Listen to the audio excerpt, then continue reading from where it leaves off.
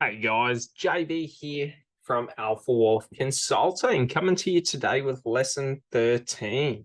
And this is around optimizing your sales funnel. So think about it like this, okay?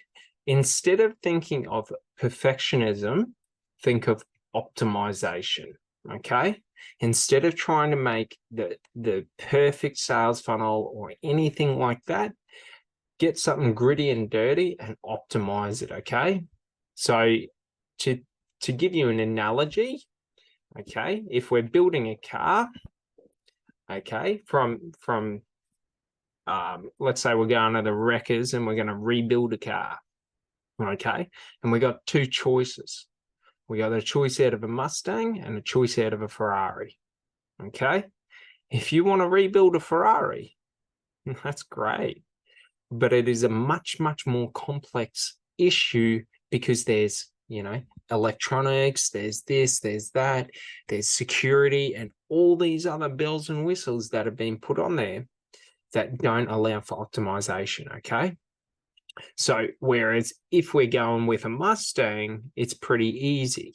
It's basic, it's simple, we're not going for a new Mustang, we're finding one from back in the 80s or the 70s, okay? Where it's simple and easy to do, okay? So your sales funnel, we don't want to have the Ferrari of sales funnels, okay? We don't want to have this immaculately beautiful thing that has all the bells and whistles, and when you bring a new buyer and you sit them in the driver's seat, they don't know how to turn the car on. Okay. So if you understand that analogy, we want to create our sales funnel based on what buyers expect, what they're used to, what they're conditioned to. Okay. So a key thing to remember is simplicity is key. Okay. Don't try and recreate the most complex thing in the world. Just do something simple, easy, and be good at it. Okay. Because the barrier to entry in business is not being the best, it's being above subpar. Okay. The majority of businesses out there are subpar. Okay. So if we are even slightly above subpar, we've already won. Okay. So to understand this deeper, if we spend 6 months, okay, perfecting our sales funnel, perfecting our process, perfecting this and that, okay, and really trying to do everything prior to the launch, more than likely the launch will go about as good as if we just had something simple up there and launched. Okay. So there's a couple of key things to understand. One is we got to understand, marketing terminology, or not terminology, but marketing theories and theses. Okay. And generally, before someone will even take a chance on your brand, they have to see your brand 26 times. Okay. People have to get used to you. Okay. And it's the same with your sales funnels. So by me having the perfect ad, it's not going to outperform if I have 100 average ads. Okay. So to understand this is just to understand what our goal is functional and operational. When we have function and operation, then we can optimize that for proficiency. Okay. Now, a key thing to understand when you're building our sales funnels or you're building our sales processes is minimum viable product, the MVP principles. And what this means is, how do we take a business idea or concept or product from the idea stage to market in the shortest time span at the lowest cost? Because we don't want to be sitting there waiting. So for example, we're not going to spend $15,000 having our sales funnels professionally done up. It's irrelevant. It may perform at a higher rate initially, but it doesn't mean anything. Because if you don't understand how to optimize it yourself, then we just got to pay to optimize it and pay to optimize it and pay to optimize it. It's ludicrous. So the key is lower your expectations in terms of perfection and look at getting optimal. Okay. So we don't want to have to oversell at the first stage of the funnel. We don't want to have to oversell at the second stage of the funnel. We don't want to have to oversell at the third stage of the funnel. Okay. We want to have it basic, easy, a smooth process. And then we want to look to optimize based on consumer feedback, based on consumer behavior. Okay. If we understand that majority of buyers fall off on this stage, then we understand that the offer isn't right and we need to improve the offer. How do we improve the offer? We could display different information or more or less information. We could shift up the initial offer, and maybe instead of having a 60-minute one-on-one workshop, maybe we do 3 30-minute one-on-one workshops. Who knows? So that's the key, is we're never going to know what's happening until we get in there and start doing. Okay. The greatest lie in life is I think, therefore I am, which is an absolute lie, because that's not how life works. I am, therefore I do.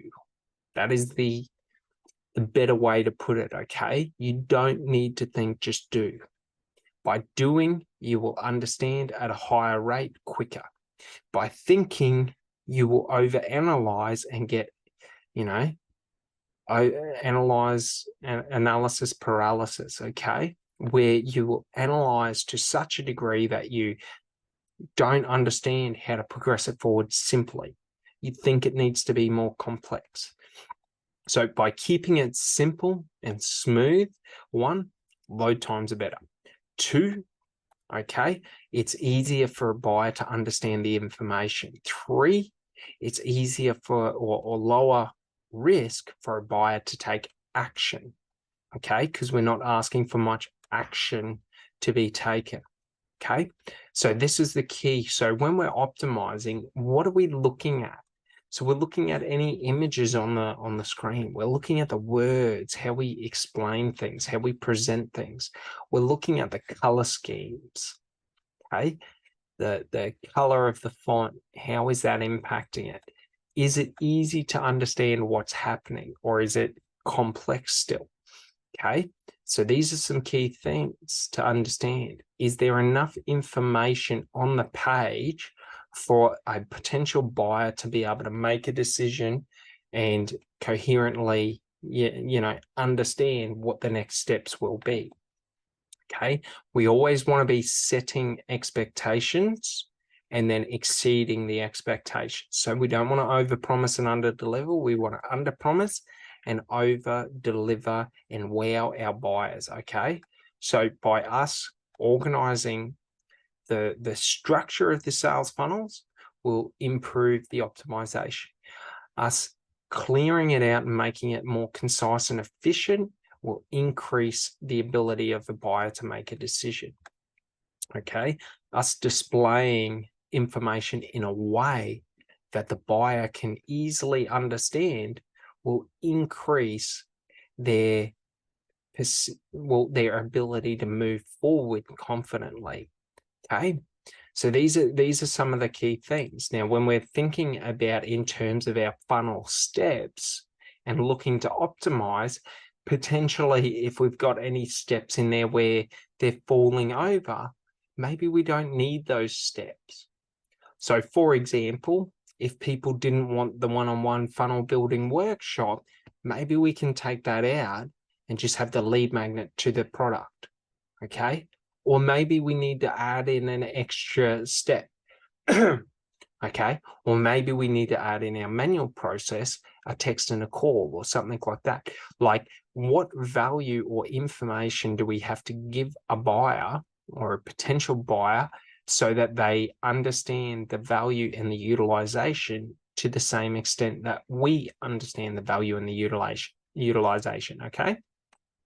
So it's very, very important that we think in terms of, we want to be simple so that we can collect the best data. We want to analyze that data so we can make the best decisions in terms of optimization. Because if we're trying to optimize without data, we're just guessing and randomly taking action.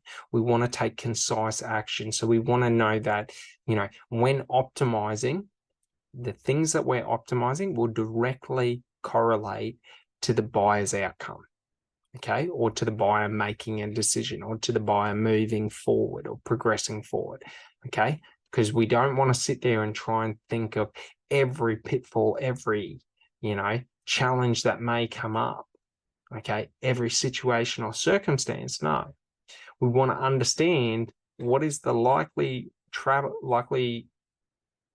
is the direction that the buyer wants to travel in, where are they going, how do they want to get there, and how can we align ourselves to be the best path for them to take, okay?